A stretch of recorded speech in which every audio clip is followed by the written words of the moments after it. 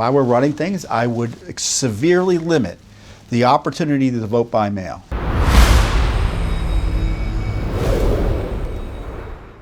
Now, I know it's election season, and there's always these fights, or there have been these fights recently, especially around 2020, over changes to the way elections are conducted, increasing the opportunities to vote by mail, same-day voter registration, which is another big, in my view, dangerous idea from the left, which means that you just show up and register on the day you vote, which obviously invites fraud, which is why it's typically frowned upon.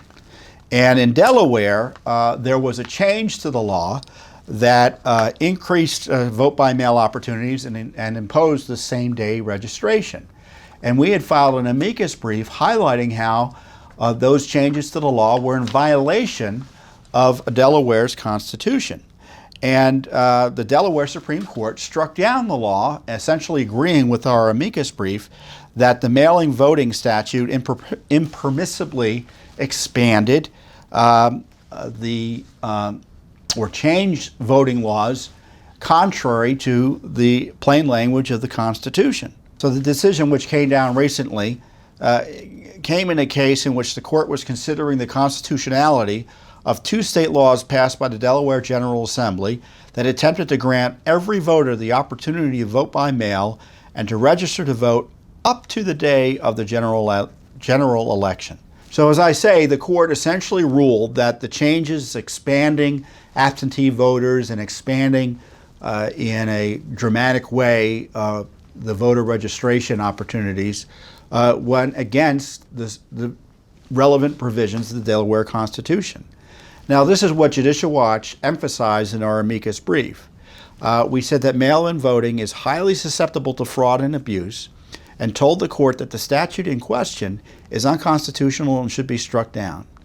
State and federal officials have universally acknowledged, we wrote, the existence of the threat of fraud due to mail-in voting.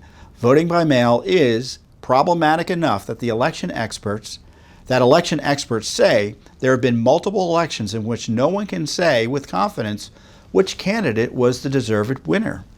The Delaware Constitution and precedent allow absentee and mail-in voting in only the following instances: when in public service to the United States or the state of Delaware, due to illness or disability, by reason of absence while on vacation, due to religious tenets or teachings, and due to emergency declaration by the General Assembly in response to an ongoing pandemic. Without amending the Delaware Constitution, any legislative act by the General Assembly to expand absentee voting beyond these requirements is per se invalid. So did you notice what we highlighted as being the law already under the Constitution in Delaware? You essentially can vote for any reason you can come up with.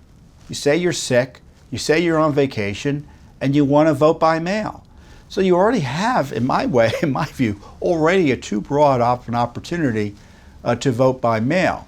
And so what the Delaware General Assembly did in a partisan way was to essentially provide vote by mail to anyone who wanted it for any reason anyway, any reason or no reason. So that just changes the whole election on its head in a way that contradicted the plain language of the Delaware Constitution. And so what's important about this is the left doesn't seem to think that the rules apply. That you can change the Delaware Constitution. It is possible, but they didn't want to bother, right? Why follow the rules? Well, just do it.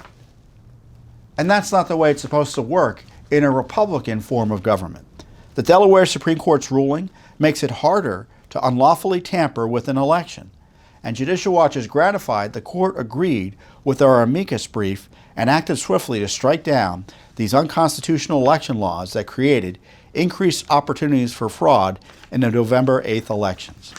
So I can highlight Supreme Court decisions, and basically I don't need to tell you how to follow your own common sense, that when you have people voting away from the polls, there's really no check, or it's much less of a check to ensure that the vote is done in a legitimate way or without coercion.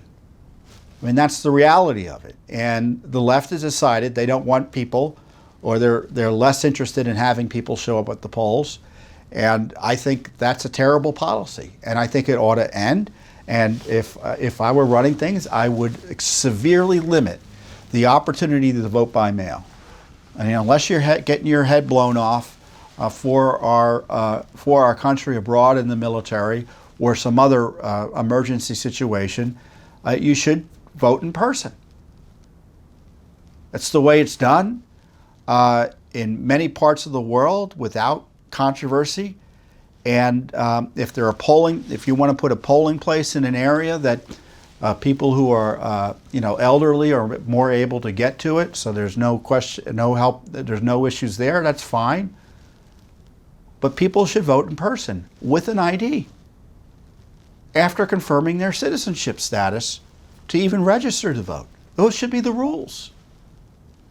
And the fact that simple ideas like that are so vociferously opposed by the left, I think should tell you something.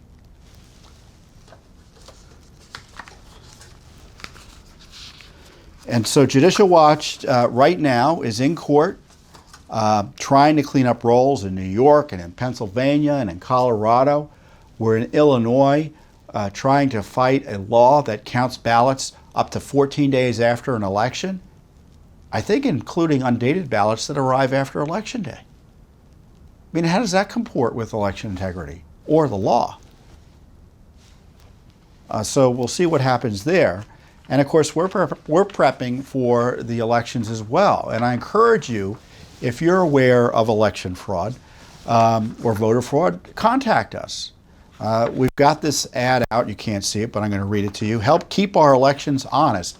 Maybe we can put it up on our video here as I'm reading it.